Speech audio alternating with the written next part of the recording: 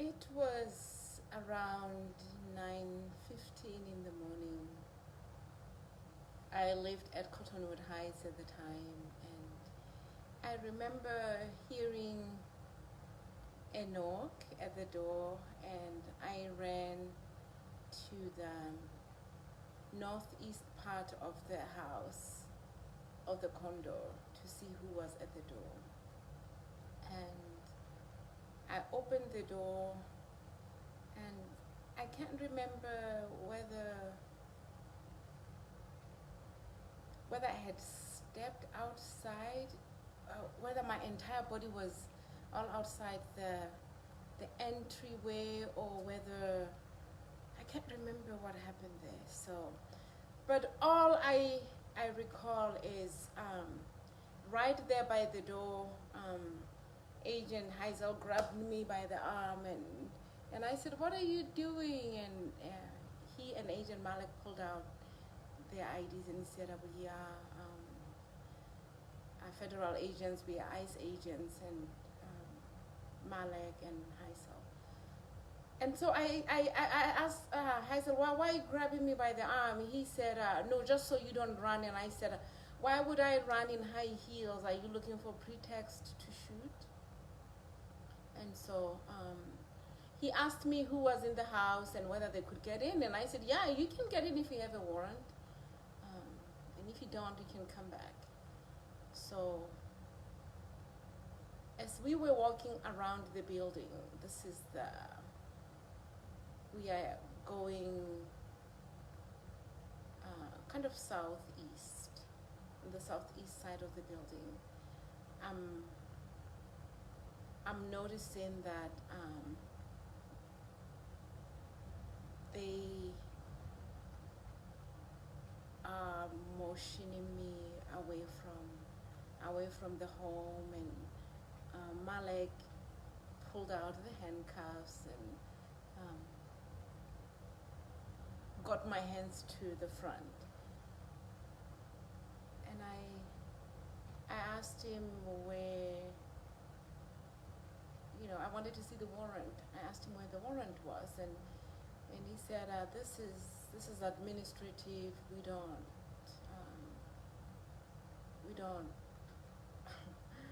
we do things differently." And I asked if I could use a telephone, and I called Cottonwood Heights Police, and I said, "Hey, I just got handcuffed here, arrested by two men, and they don't have a warrant." And the police, I could hear the police laughing in the background, and like they didn't believe me. And the officer that I spoke with there said, "Ask them what their names are." And so I said, "It's Agent Malik and Agent Heisel." And the Cottonwood Heights police officer spoke with said, "Oh, they are a different department." And I said, "Yeah, they don't have a warrant." And he said, "Sorry, we can't help you. It's a different department." Okay. I left with them, and I asked them why they arrested me. And Malik said, "The request to arrest you came from Washington, D.C., and this has been on my desk for a while now." And I said, "Why?" And he said, "You know what? It's not really clear, but this is to help you, and you can tell the judge your story. We know that you filed a lawsuit against River State University. You're asking them for your diploma and everything else, but this is all for your good." Okay, so Malik took me in a gray truck. It was PCJ 720, and Heisel rode in an unmarked vehicle. It looks like, tell me again, like a Mustang, the thing that looks like a hippo, and it's just huge and ugly. Excuse the description. My mind is just so drained, just trying to relive in that experience.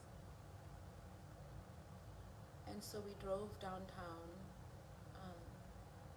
tinted windows. I didn't know where I was. When we arrived at one building, is I don't know. We just went through what seemed like the basement. There was a flag at the entrance. We went upstairs. It must have been like an 11th floor of that unmarked building. Malek said,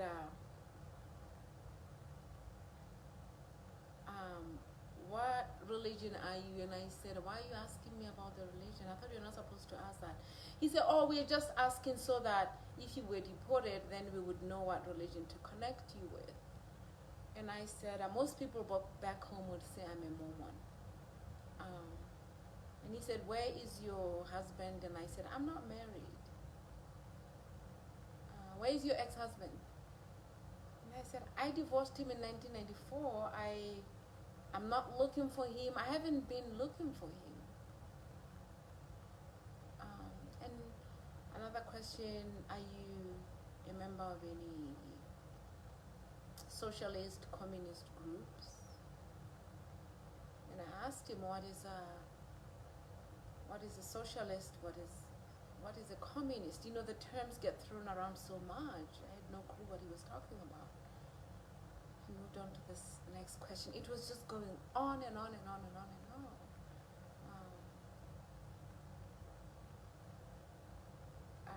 So I noticed that he was filling in the warrant. And I said, you're just filling in this right now, the warrant? And he said, yeah, we're doing things administratively here. And then he said, so what were you doing today? And I said, I was going to be singing, performing, doing a Christmas concert at Day Mary Music. And he said, hold on a second. He was going to talk to his boss. And while he was outside, Agent Heisel said, I'm so sorry. You are the most intelligent, harmless, and innocent person we've ever arrested. You should be working here.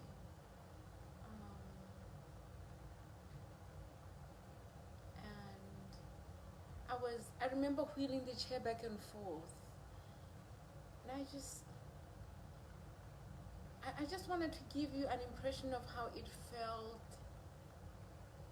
felt in my brain at that time. It's what I describe as a pressure cooker, pressure cooker feeling. You know, when you're cooking in a pressure cooker and you open the valve, that's how it felt like. And I said, what's going to happen to me? Am I going to be treated like the law enforcement has done with the other black people, men and women and children alike? Am I going to end up like them? Are they going to feel sorry for me and just not injure me physically? I was still, trying to process the shock of having been handcuffed in the United States without a warrant. I had heard of people talking about handcuffs being used in erotica, and I was thinking, when you have law enforcement practice this type of behavior, how is this even legal? How do you use handcuffs without legal paperwork? It's just, I don't know if I would say that I'm going to see a day in my life when December 22nd, 9:15 a.m. will be a normal morning for me.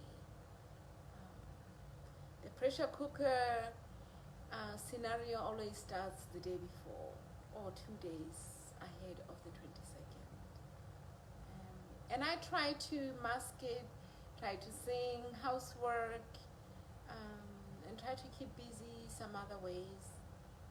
But in the end, I wanted to deliver my prayer to the incoming President of the United States. ICE has broken the law so many times. In the United States, you don't arrest anybody who's not a threat. The person whom you claim has a positive immigration record, the person whom you claim has no criminal record, you don't arrest that person without a warrant. ICE has violated due process so many times. ICE continues to violate the United States Constitution. And I'm referring to it because it is because of that body of laws that I am in this country. And if it is mandatory for me to follow the law, they too must follow the law, Mr. President. And it is my prayer to you that you dissolve this entity, because their primary goal is to destabilize the peace and the unity of migrant families. They have chosen to live in a state of nature. We as American residents, citizens, American villagers, as migrants, we choose to follow the law, and they continue with the state of nature. The two are not compatible, and I hope you can intervene. It will be in the interest of peace and justice and the integrity that our laws deserve, that you will dissolve ICE immediately. And somebody asked me, if you dissolve ICE, what's going to happen? When I came to the United States, for many years, ICE didn't exist, and immigration offices were still open. I suggest that we can still go back to those times and continue